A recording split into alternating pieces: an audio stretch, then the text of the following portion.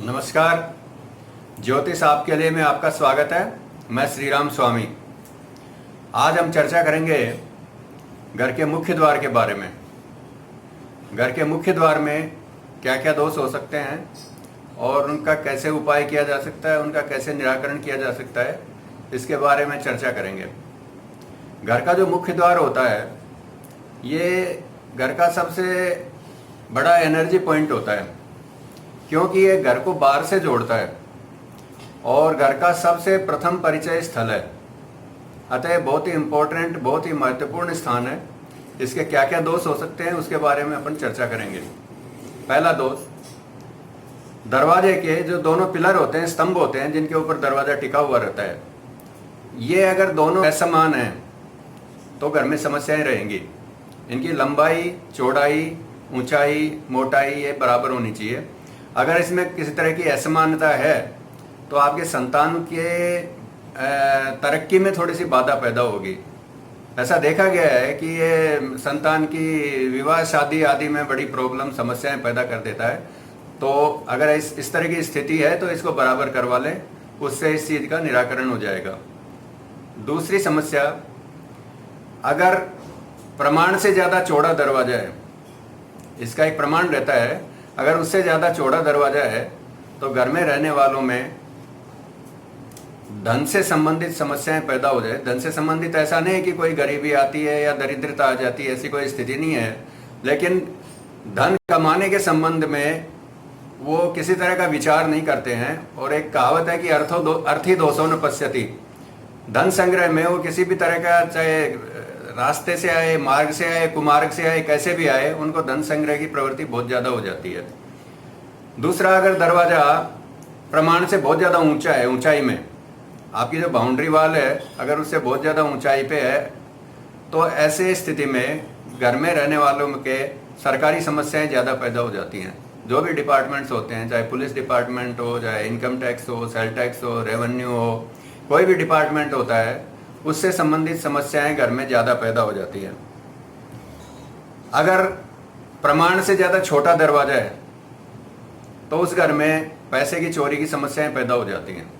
छोटी मोटी चोरियां उनके घर में होती रहती हैं, पता ही नहीं चलता है कि पैसा कहाँ गया, आभूषण कहाँ गए, उनका पता ही नहीं चलता है। छोटी मोटी चोरियां उनके घर में होती रहती हैं। अब दरवाजे जो होते हैं, दरवाजे के अक्सर अमूमन 2 पल्ले होते हैं। 2 पल्ले वाला दरवाजा श्रेष्ठ माना गया है। अगर दरवाजे में 1 पल्ला है तो ये भी एक दोष माना गया है। 1 पल्ले वाला अगर दरवाजा है तो उस घर में एकाकीपन रहता है और अवसाद की, मानसिक अवसाद की, डिप्रेशन की, तनाव की ये समस्याएं पैदा हो जाती हैं। अगर 1 पल्ले का दरवाजा है तो उसको कृपा करके 2 पल्ले का दरवाजा कर लें, वो ज़्यादा बेटर रहता है। अब 2 पल्ले के जो दरवाजे होते हैं उनमें अगर 1 पल्ला बड़ा है और 1 छोटा है, यह भी एक समस्या रहती है। इसके भी दुष्प्रभाव पड़ते हैं। गृह स्वामी जो होता है वो अपने बच्चों के साथ में फिर भेदभाव करता है, किसी बच्चे को ज़्यादा चाहेगा, किसी को कम चाहेगा। इस तरह की स्थिति पैदा होती है और वो गृह क्लेश का कारण बनती है। दोनों पल्लों में अगर मोटाई में अंतर है, 1 पल्ला थोड़ा मोटा है, 1 थोड़ा पतला है, या जैसे दरवाजे को अपन बंद करते हैं तो उनमें थोड़ा सा गैप रहता है, आगे पीछे रहते हैं पल्ले दोनों। ऐसी स्थिति घर में रहने वालों में रक्ताल्पता यानी एनीमिया की प्रॉब्लम पैदा करती है और रक्त दोष की प्रॉब्लम भी पैदा करती है। तो इस तरह की बीमारियां घर में पैदा होने लग जाती हैं।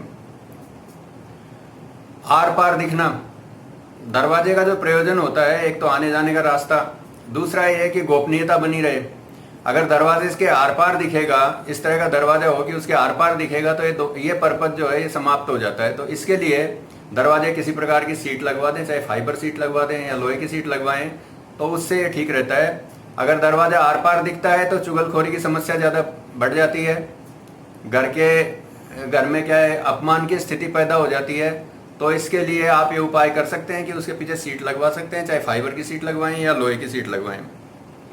जब दरवाजा अपन खोलते बंद करते हैं उस समय अगर वो आवाज़ करता है तो ये गृह कलह की स्थिति पैदा करता है। तो उसके लिए सिंपल सा आप ये उपाय कर सकते हैं कि उसके कुंदे में थोड़ा सा तेल हर महीने 2 महीने में एक बार डाल दिया करें, तो उसकी आवाज़ बंद हो जाएगी। ये मुख्य द्वार का ही नहीं है, घर के और दरवाजे भी अगर इस तरह की आवाज़ें करते हैं तो उसमें भी आप ये कर दिया करें, तो इससे गृह कलह समाप्त हो जाएगा।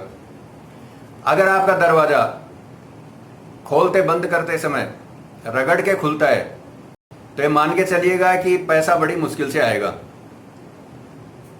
उसके लिए आप बिल्कुल दरवाजे को ठीक करवा लें। अगर रगड़ के खुलता है, जमीन से रगड़ खाता हुआ चलता है, चाहे घर का दरवाजा हो चाहे मुख्य द्वार हो, तो आप इसको बिल्कुल ठीक करवा लें, नहीं तो पैसा आने में बड़ी समस्याएं हो जाती हैं और आदमी का पैसा जो है वो भी कहीं अटक जाता है। एक चीज मैं आपको और बताना चाहता हूं कि ये एनर्जी का दरवाजा जो होता है, एनर्जी का सबसे महत्वपूर्ण बिंदु होता है। आप ये प्रयोग करके देख सकते हैं।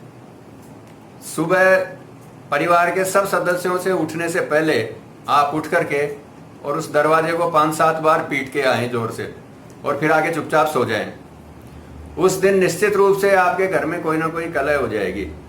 क्यों? ये एनर्जी को उद्वेलित करता है। तो जैसे ही आपने दरवाजे का ताड़न किया और ये घर में इस तरह की समस्याएं पैदा कर देता है।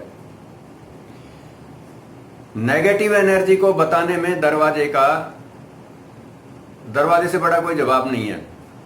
आपका दरवाजा, आपके घर में अगर किसी तरह की नेगेटिव एनर्जी का प्रभाव आ गया है या कोई नेगेटिव एनर्जी ने आक्रमण कर दिया है, तो आपका दरवाजा उसका इंडिकेशन दे देता है।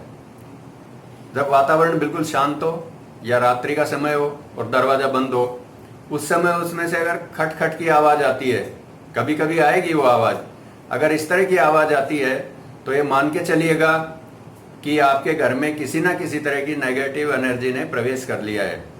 और उसके उपाय के लिए आप या तो गृह शांति का हवन करवाएं, और पूर्णिमा के दिन गंगाजल, गाय का कच्चा दूध और गोमूत्र तीनों बराबर समभाग में लेकर के और उनको पूरे मकान में छिड़कें। इससे आपके घर में जो भी नेगेटिव एनर्जी का जो प्रभाव है वो समाप्त हो जाएगा। आपको दरवाजों के संबंध में एक प्रमाण का बताया गया था कि प्रमाण से बड़ा है या प्रमाण से ऊंचा है। तो प्रमाण का क्या तात्पर्य है? वैसे तो जो भूखंड की जो चौड़ाई होती है उसके हिसाब से प्रमाण देखा जाता है, लेकिन अमूमन ये देखा गया है कि 9-9.25 फीट से चौड़ा ज्यादा दरवाजा नहीं होना चाहिए। और जो उसकी ऊंचाई जो होती है, ये जो आपकी बाउंड्री वाल जो होती है उससे बहुत ज्यादा असामान्य रूप से ऊंची नहीं होनी चाहिए। एक सामान्य रूप से ऊंची है वो तो ठीक है, लेकिन असामान्य रूप से ऊंची नहीं होनी चाहिए। अब इस सप्ताह का विचार बिंदु, झाड़ू सबके घर में रहती है। घर में झाड़ू जो होती है वो लक्ष्मी का रूप होती है।